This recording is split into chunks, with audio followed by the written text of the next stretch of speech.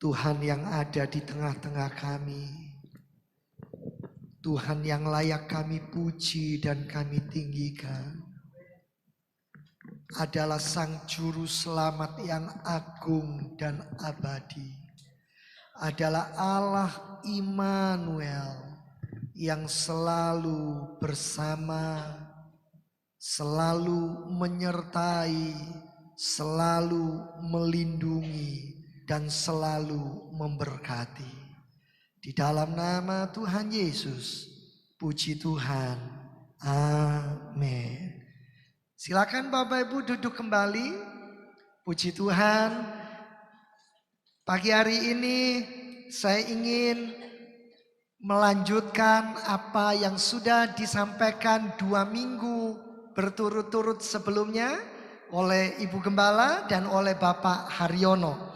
Saya kembali mempertegas dan kembali menekankan apa yang sudah disampaikan buat kita semuanya pada pagi hari yang cerah ini. Mari kita buka di dalam kitab Injil Matius. Sebelum kita meninggalkan tahun 2025, tema sepanjang tahun ini adalah The Year of God Protection. Kita akan belajar sekali lagi bahwa penyertaan dan perlindungan Tuhan itu sempurna bagi setiap kita. Kita langsung membaca dalam Injil Matius pasal 1. Lihat pada ayat 21. Saya berasumsi Bapak Ibu sudah mendengarkan khotbah minggu yang lalu dan mengikutinya dengan baik. Bagi yang tidak hadir bisa mengikuti dari YouTube. Karena itu pagi ini saya langsung membacakan dari ayat 21 Injil Matius pasal 1. Ia akan melahirkan anak laki-laki dan engkau akan menamakan dia Yesus, karena dialah yang akan menyelamatkan umatnya dari dosa mereka. Saya minta tolong di depan ini dituliskan nama Yesus yang cukup besar, tolong diketikkan. Lalu di sampingnya diberikan sama dengan sebagai arti. Saya mengikuti apa yang ditulis oleh penulis Injil Matius. Yesus artinya yang akan menyelamatkan umatnya. Jadi di samping kata sebutan Yesus, sesudah itu titik 2, yang akan menyelamatkan umatnya. Saya minta tolong itu diketikkan. Sesudah itu kita akan lanjutkan kepada ayat yang berikutnya. Ya. Langsung ayat 23. Sesungguhnya anak darah itu akan mengandung dan melahirkan seorang anak laki-laki, dan mereka akan menamakan dia Immanuel, yang berarti Allah menyertai kita. Di bawah kata Yesus saya minta tolong diketikkan kata Immanuel. Lalu titik 2, Allah menyertai kita. Baik, sementara multimedia akan ketikan itu, Bapak Ibu dengarkan saya. Saya sangat diberkati dengan khotbah Bapak Haryono minggu yang lalu. Ada beberapa istilah dan kata yang saya betul-betul masukkan dalam hati saya. Natal itu sesungguhnya adalah momentum. Ingat ya, beliau berkata seperti itu kan? Bapak Ibu tahu nggak bahwa kelahiran Kristus itu adalah momentum yang sangat besar dan penting dalam sejarah hidup manusia. Momentum itu berarti saat yang tepat. Momentum itu juga berarti kesempatan. Saya cari ini dalam Kamus Besar Bahasa Indonesia. Bahwa momentum kelahiran Kristus itu saat yang tepat. Dan itu adalah kesempatan buat Bapak, Ibu, dan saya untuk mengalami penyertaan dan mengalami perlindungan dari Tuhan. Perhatikan, ketika nama diberikan dari sorga untuk Kristus dengan sebutan Yesus, itu penulis Injil Matius berkata yang menyelamatkan umatnya. Ini biasanya kita kenal dengan istilah Yesus adalah Sang Juru Selamat. Betul? Lalu nama yang lain, gelar yang lain, sebutan yang lain yang diberikan adalah Immanuel. Artinya Allah menyertai kita.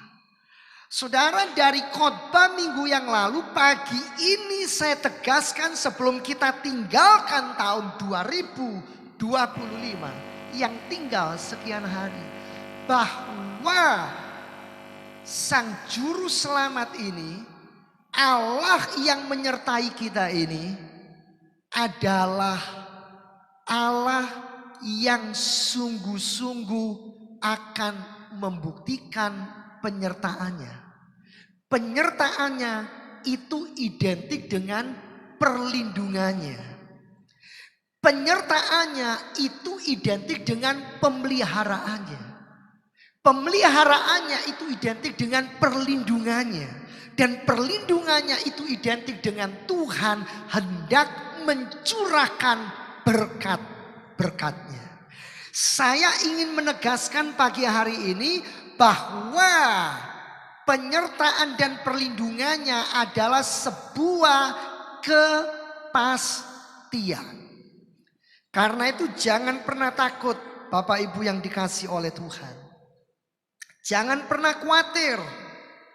Natal itu bukan hanya menceritakan tentang kelahiran bayi Yesus.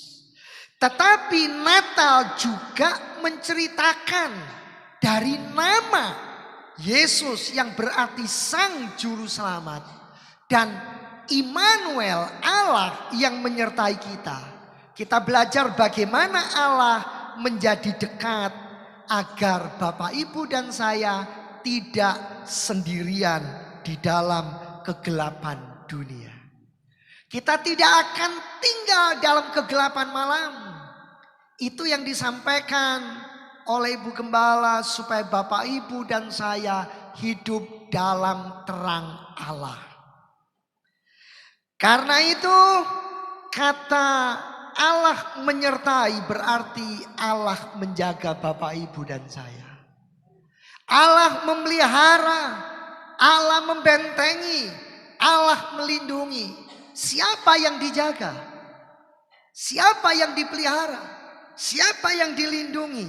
Keluarga kita, gereja kita, pelayanan kita, kehidupan kita pribadi lepas pribadi, pelayanan kita, masa depan kita, masa depan anak-anak kita.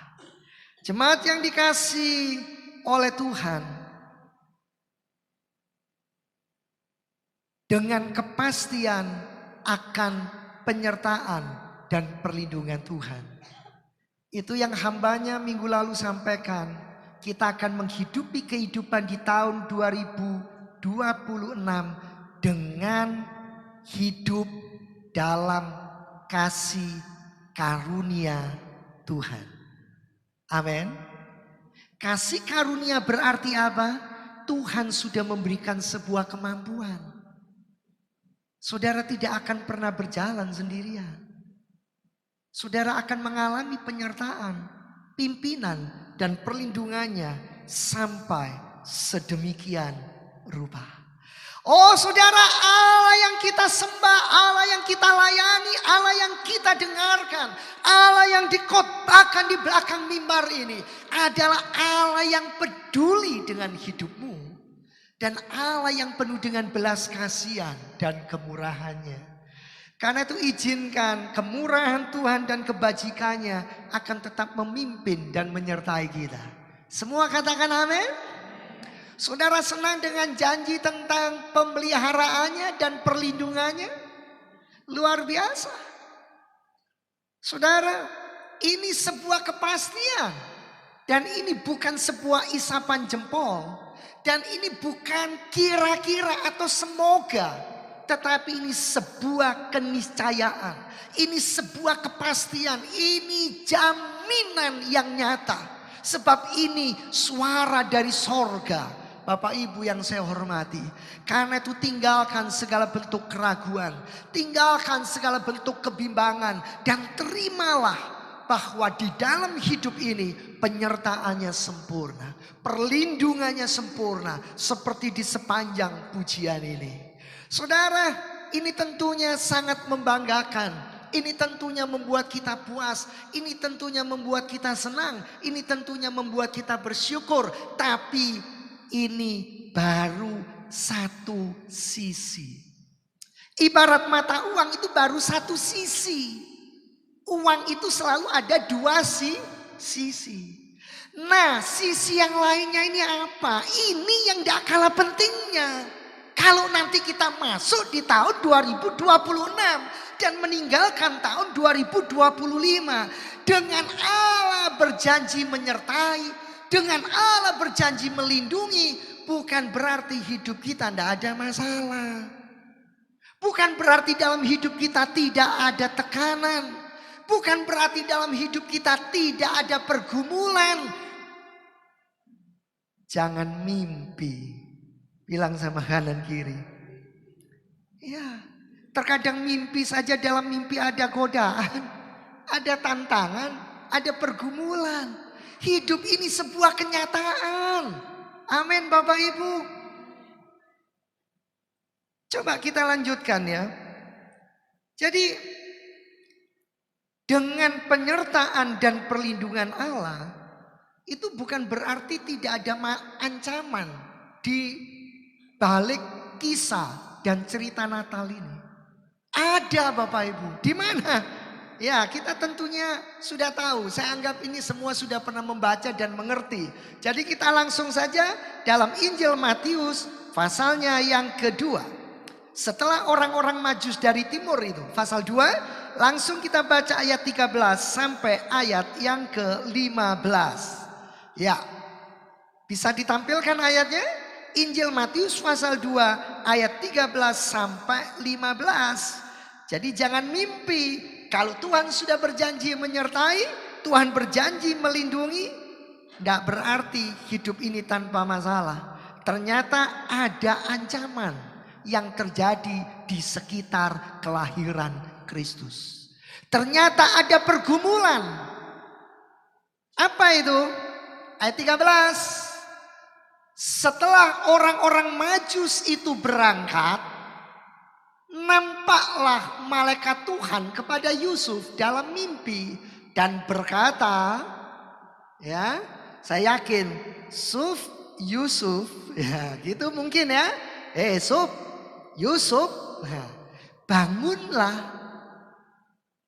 ambillah anak itu serta ibunya, larilah ke Mesir dan tinggallah di sana sampai aku berfirman kepadamu.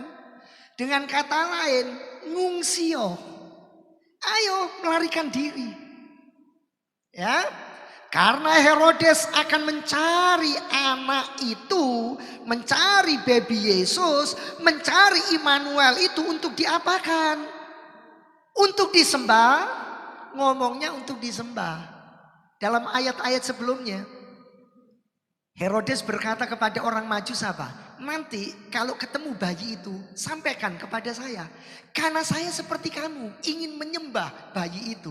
Ternyata apa? Tidak. Sama Bapak Ibu.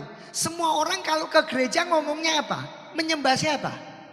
Tidak ada orang ke gereja berangkat, saya ke gereja, saya akan menyembah setan. Tidak. Semua yang berangkat berkata, saya menyembah Tuhan.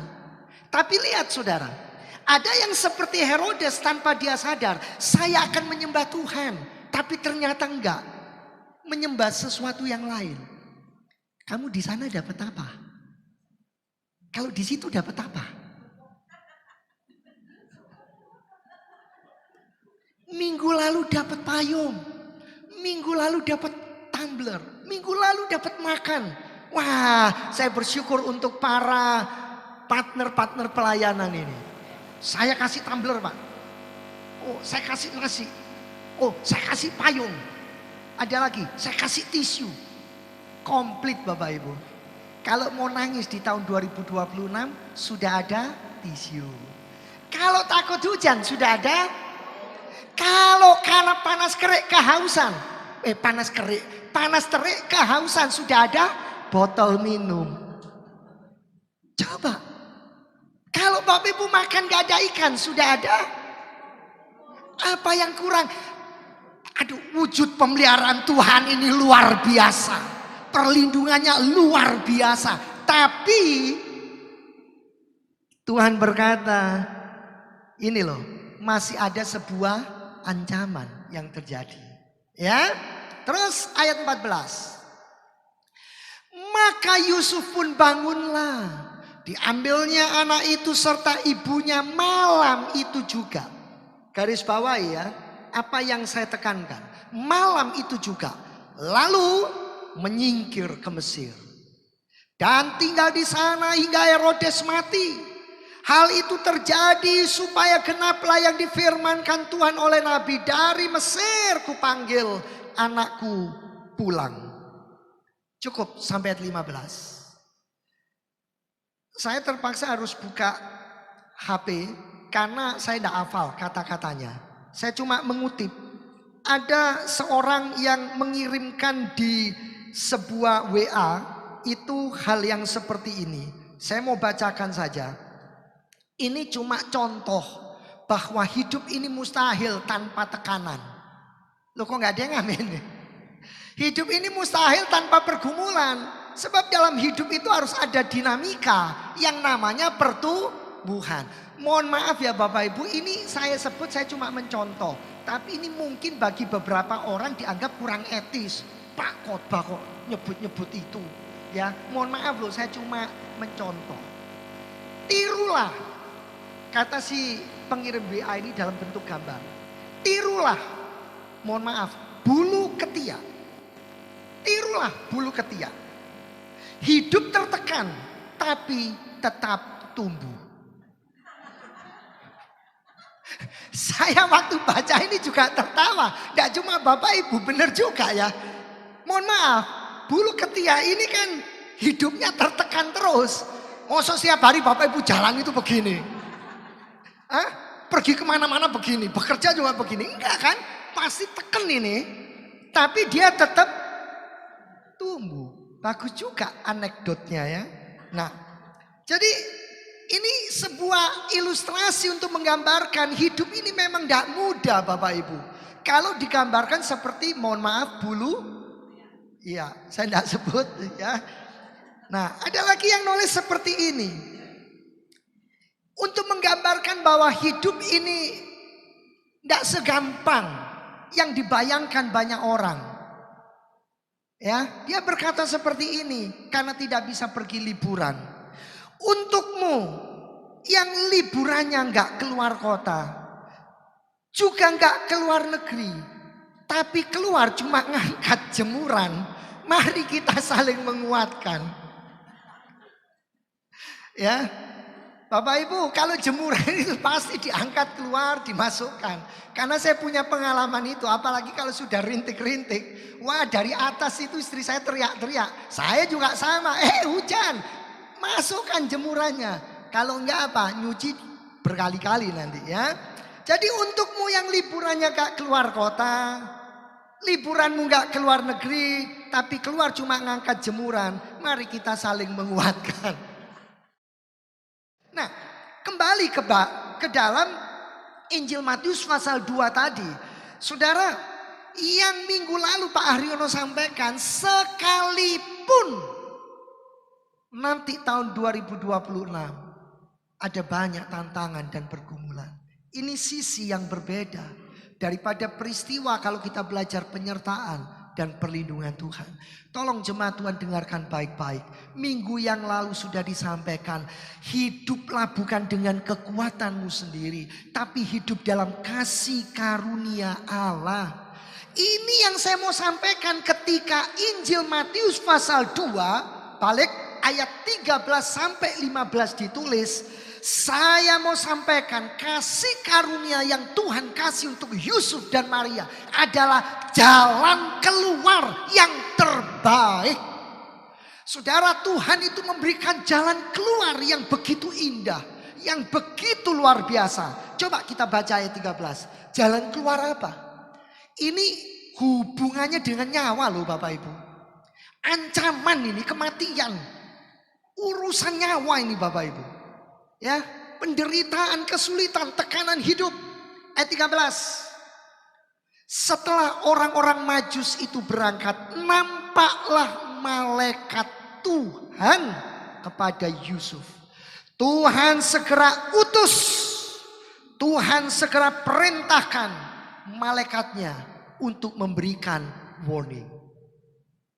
Saudara, saya percaya tahun 2026 saudara dan saya perlu lebih lagi mengaktifkan pelayanan malaikat. Saudara, jangan buat malaikat itu istirahat. Sebab malaikat adalah roh-roh yang melayani, yang Tuhan berikan untuk saudara dan saya.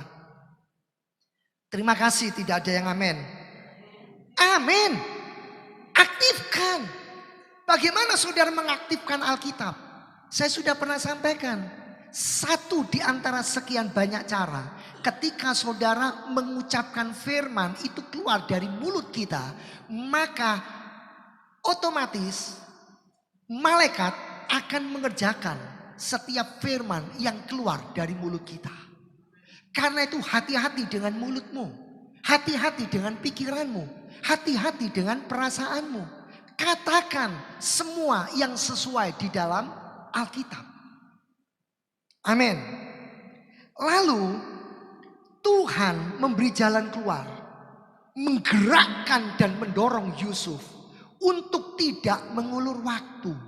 Tuhan memberikan kesempatan waktu yang harus dengan cepat.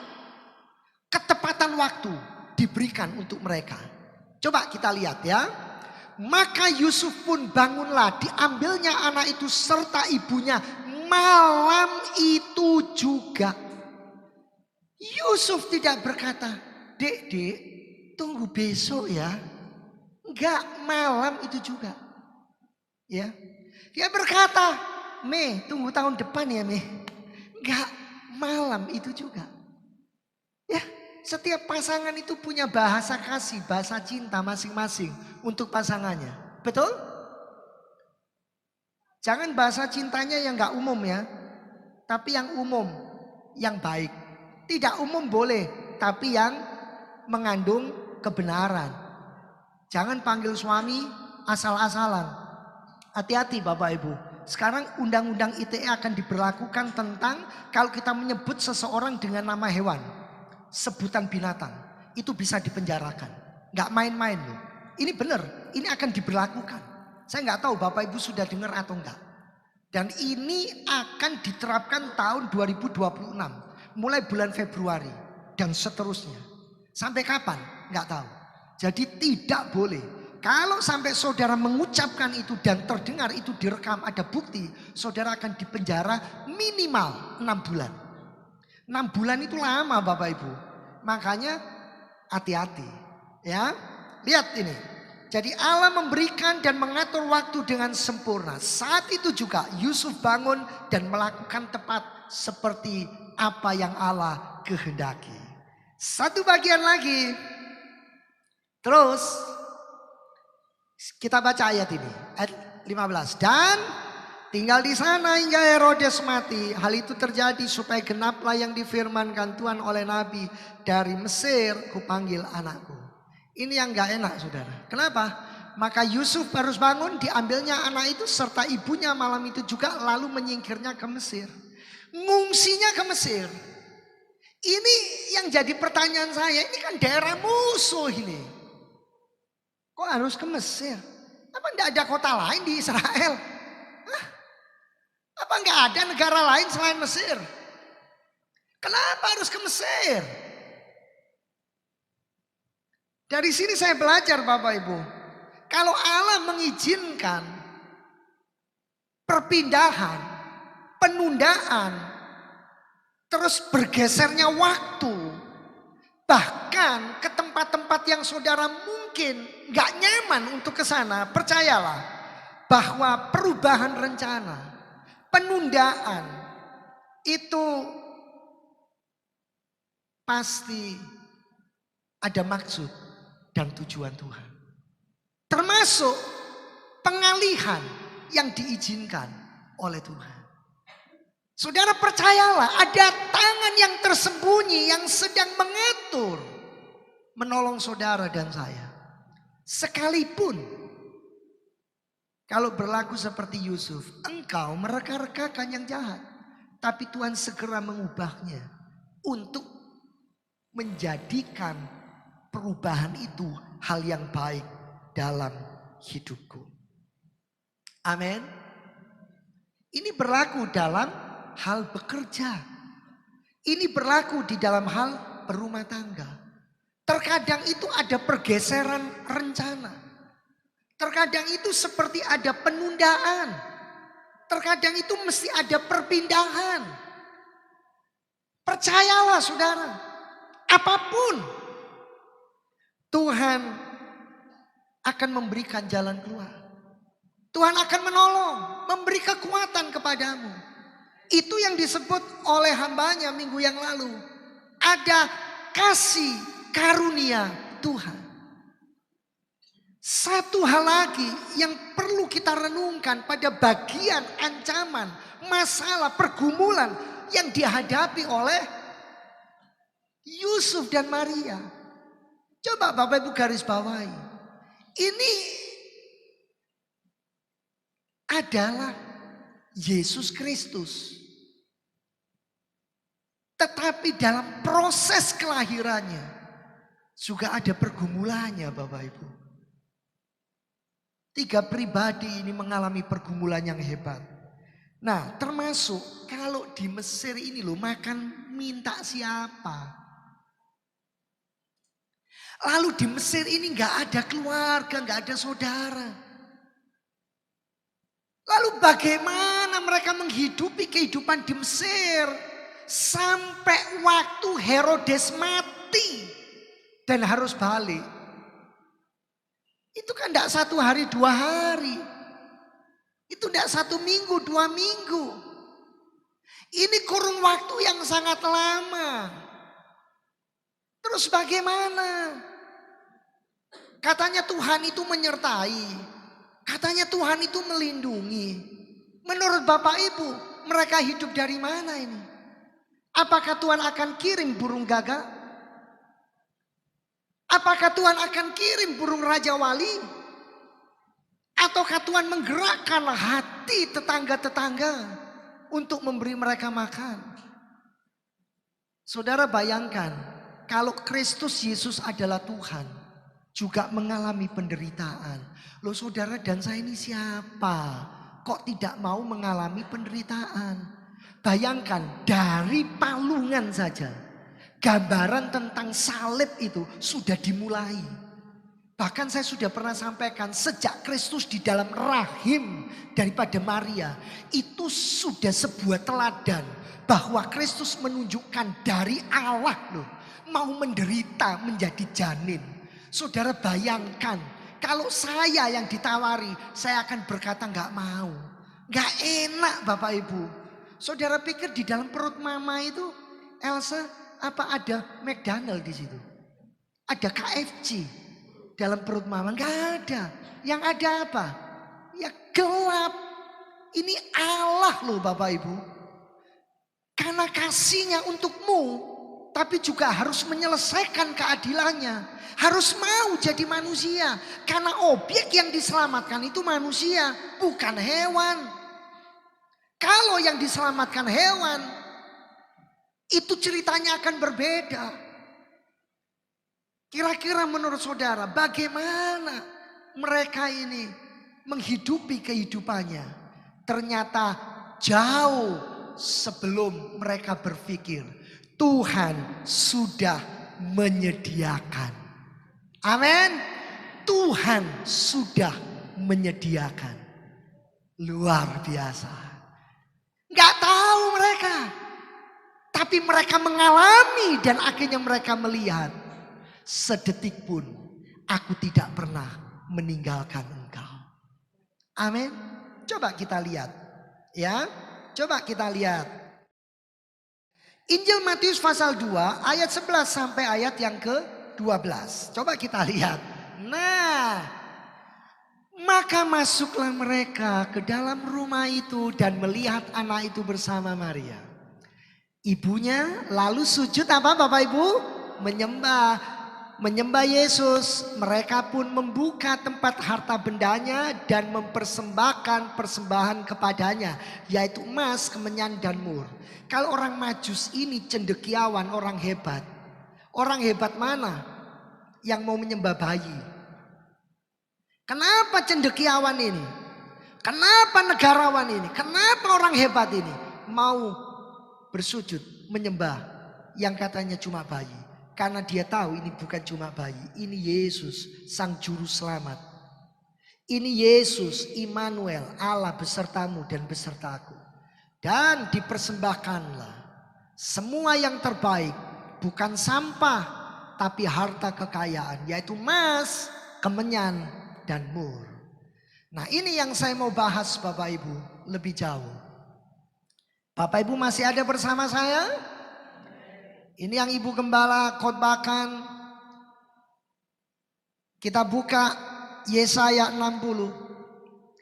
Ternyata semua persembahan ini adalah pemberian yang sudah dinubuatkan dan dipersiapkan Allah jauh sebelum kehadiran Kristus. Ya, ratusan tahun sebelumnya. Mari kita buka di dalam Yesaya 60 ayat 1 sampai 6. Kita lihat dulu Yesaya 60 ayat 1 sampai 6. Bangkitlah menjadi teranglah, sebab terangmu datang. Dan kemuliaan Tuhan terbit atasmu, sebab sesungguhnya kegelapan menutupi bumi dan kekelaman menutupi bangsa-bangsa. Tetapi terang Tuhan terbit atasmu dan kemuliaannya menjadi nyata atasmu. Bangsa-bangsa berduyun-duyun datang kepada terangmu dan raja-raja kepada cahaya yang terbit bagimu. Angkatlah mukamu dan lihatlah ke sekeliling, mereka semua datang berhimpun kepadamu. Siapa? Anak-anakmu laki-laki datang dari jauh dan anak-anakmu perempuan digendong. Ayat 5 kita baca bersama. 2, 3. Pada waktu itu engkau akan heran melihat dan berseri-seri. Engkau akan tercengang dan akan berbesar hati. Sebab akan terus dan kekayaan bangsa-bangsa akan datang kepadamu. Sejumlah besar unta akan menutupi daerahmu. Unta-unta muda dari Midian dan Eva. Mereka semua akan datang dari Sheba, akan membawa serta jauh ratusan tahun sebelumnya, kurang lebih 700 sampai 800 tahun telah dinubuatkan bahwa kekayaan bangsa-bangsa akan datang untuk menjadi bukti Allah memelihara. Saudara dengarkan saya sebentar, saudara yang bekerja, dengarkan saya. Sebagian orang senang mendengarnya, sebagian orang kurang suka mendengarnya. Saya nggak peduli. Tapi saya sampaikan firman Tuhan. Ya, saya kutip sekali lagi. Pada waktu itu engkau akan heran melihat dan berseri-seri. Engkau akan tercengang dan akan berbesar hati. Sebab kelimpahan dari seberang laut akan beralih kepadamu. Kelimpahan dari seberang laut akan beralih kepadamu. Saudara, ini nubuat yang berlaku juga untuk saudara dan untuk saya. Orang-orang yang bekerja diingatkan, jangan cuma hidup hanya bergantung dari gaji yang saudara terima. Artinya apa, Pak? Harus cari hutangan, cari pinjaman. Artinya uang yang saudara terima sebagai gaji, saudara olah supaya uang ini bisa bekerja untuk saudara.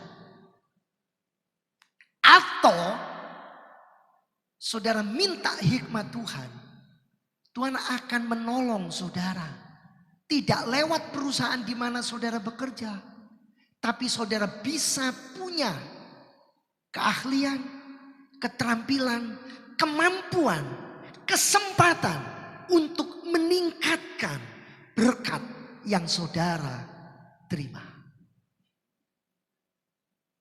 Gak ada yang amin ya? Saya tahu ini ada orang yang suka, ada orang yang gak suka. Loh Pak, kalau saya bekerja ini Pak pagi sampai malam sudah capek saya Pak. Pulang saya sudah teler. Istilahnya seperti itu. Kalau sampai perusahaan saya tahu saya kerja, ini yang lain, waduh saya kena. Ya tentunya bukan yang menyalahi seperti itu. Tapi saudara, setidaknya ayat ini mengingatkan. Tuhan itu mendesain kita. Tuhan itu membentuk kita. Tuhan itu mengatur kita. Supaya kita bisa menikmati wujud penyertaan dan perlindungan Tuhan. Bahkan ini Yusuf dan Maria tinggal menerima penggenapan janji Tuhan. Saya tidak bilang Yusuf Maria tidak bekerja ya. Dengan dia taat mengikuti arahan Tuhan. Dia sudah melayani Tuhan. Dia sudah bekerja untuk kerajaan Tuhan. Dan dia pergi ke tempat di mana Tuhan perintahkan. Itu adalah hak Tuhan untuk menunjukkan pemeliharaannya. Akhirnya emas, kemenyan, dan mur diberikan. Ada seorang ibu yang berdoa dan berkata, saya dapat hikmat Tuhan Pak. Apa hikmat yang Tuhan kasih kepada ibu? Saya sudah umur sekian. Saya punya rumah, kamarnya banyak. Kenapa tidak saya koskan? Saya bilang itu good idea. Itu sungguh-sungguh bagus. Tapi ibu harus siap. Ada harga yang mahal. Jangan sampai makan hati. Ya kan? Jangan sampai juga jengkel. Harus siap. Siapkan wadah yang besar. Sortir siapa yang akan masuk. Ini cuma contoh. Orang yang lain. Saya bisniskan online Pak. Kacang goreng. Merek tertentu. Yang tidak ada di pasaran. Gak apa-apa. Boleh. Tuhan kasih hikmat yang lain. Saya jual frozen Pak. Ikan. Saya kelola. Saya buat sedemikian rupa. Supaya orang tahu. Tidak ada di tempat lain. Kenapa enggak? Bisa. Loh gak ada yang amin. Kalau Bapak Ibu cuma bergantung. Bagaimana Bapak Ibu bekerja dan cukup menerima itu. Gak apa-apa juga. Cuma maksud saya seringkali mereka yang baru lulus itu tanyanya begini. Pak, repot Pak saya ini. Lulus S1 Pak, masa cuma dihargai di bawah UMR loh Pak. UMR-nya 5 juta. Saya digaji di bawah UMR. Apa kata dunia, Pak? Kok apa kata dunia? Apa katamu? Artinya apa? Kamu mau nggak? Ya saya, aduh gimana ya Pak ya?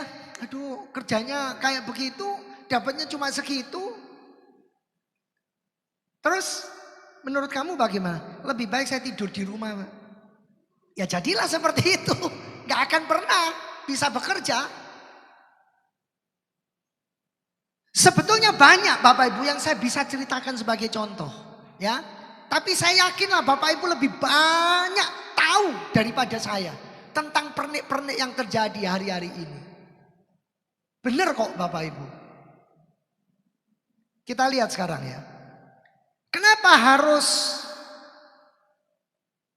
kita sebut persembahan orang Majus ini bukan kebetulan? Karena tertulis di Alkitab. Jadi persembahan ini bukan sebuah kebetulan, tetapi penggenapan nubuat dalam perjanjian lama. Mesias itu bukan hanya untuk Israel. Ibu Gembala sudah sampaikan, tapi untuk bangsa-bangsa. Jadi orang Majus ini siapa? Orang Majus itu sendiri yang membawa persembahan ini adalah bangsa non-Yahudi. Sudah terwakili. Dan jangan cuma saudara lihat seperti di kalender orang Majus 3 orang. Enggak Bapak Ibu. Orang Majus itu bisa ratusan. Datangnya dari Irak. Antara Irak atau Iran. Ke Israel sana. Lah kalau cuma 3 orang ya dibegal Bapak Ibu. Wong ini orang yang kaya raya. Ya. Kalau sekarang pengusaha sukses. Konglomerat ini Bapak Ibu. Jadi Bapak Ibu bisa bayangkan orang Majus ini adalah bangsa non-Yahudi. Lalu datang kepada Yesus, menyembah Yesus. Ini berarti apa? Datang kepada terang. Ini penggenapan. Yesaya 60 tergenapi. Lalu datangnya membawa apa? Emas dan kemenyan. Murnya tidak disebutkan. Emas dan kemenyan. Mur itu bagian untuk membuat minyak wangi. Bahan atau rempah. Untuk membalsam jemaat, membalsam jenazah, bukan jemaat, mohon maaf, membalsam jenazah itu mur. Dan mur ini adalah nubuat.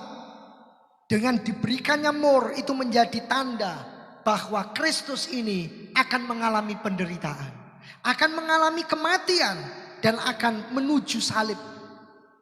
Jadi berita tentang salib itu dimulai di mana? Sejak dalam rahim, dalam palungan itu sudah dimulai. Lalu kemenyan itu menubuatkan bahwa Yesus Kristus akan menjadi imam, bahkan imam besar yang melampaui imam besar siapapun. Ayatnya di mana? Ada di Ibrani. Bapak Ibu baca. Jadi ini saya bukan ngarang Bapak Ibu. Lalu emas itu menubuatkan bahwa Yesus yang disembah ini adalah raja di atas segala raja. Karena emas itu menggambarkan keilahian. Saya mohon kepada Bapak Haryono supaya emas-emas yang di depan ini nanti saya akan berikan sebagai door prize. Kapan? Tidak tahu waktunya. Tapi saya usul kepada Bapak Haryono supaya emas-emas yang ada di depan, ini emas Bapak Ibu. Maksud saya bungkusnya ini pakai warna keemasan, tapi isinya bukan emas. Kalau mau emas ya beli sendiri. Bungkusnya, coba Bapak Ibu lihat keemas-emasan, ya kan? Puji Tuhan.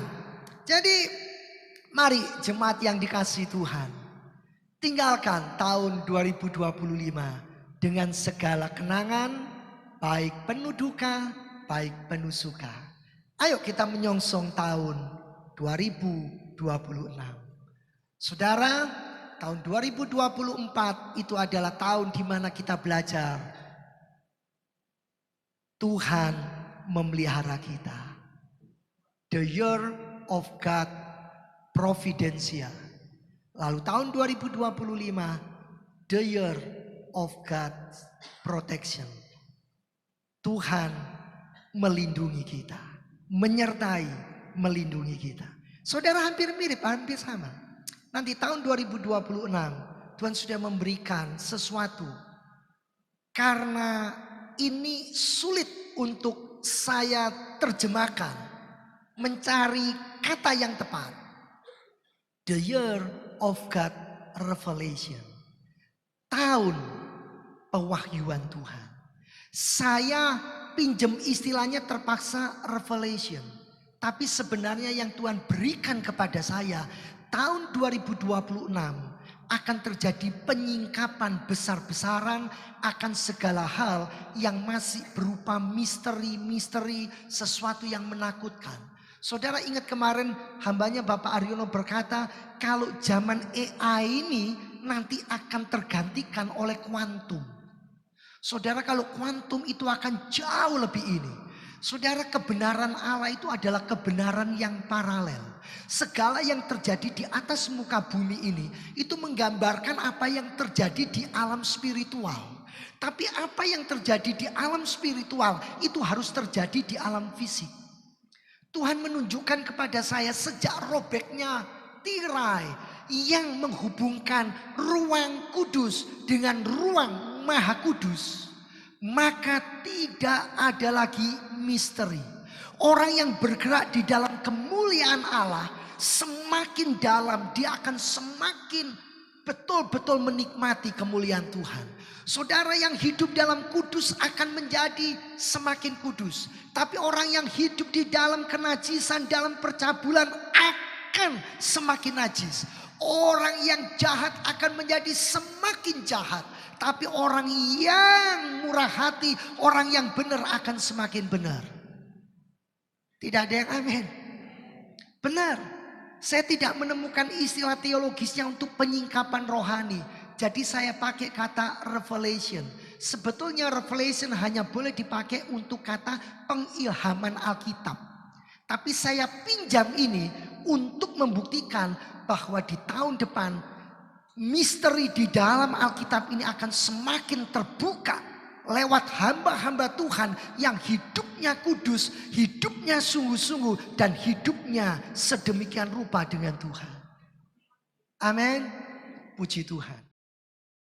Dalam kerendahan hati ya Tuhan, kami teringat saudara-saudara kami yang ada di daerah terdampak bencana. Kami mendengar wilayah Kalimantan. Kami mohon belas kasihan dan kemurahan Tuhan. Tuhan menolong saudara-saudara kami yang ada di Pulau Sumatera. Tuhan juga menolong saudara-saudara kami yang ada di Kalimantan. Juga di beberapa daerah terdampak yang lain.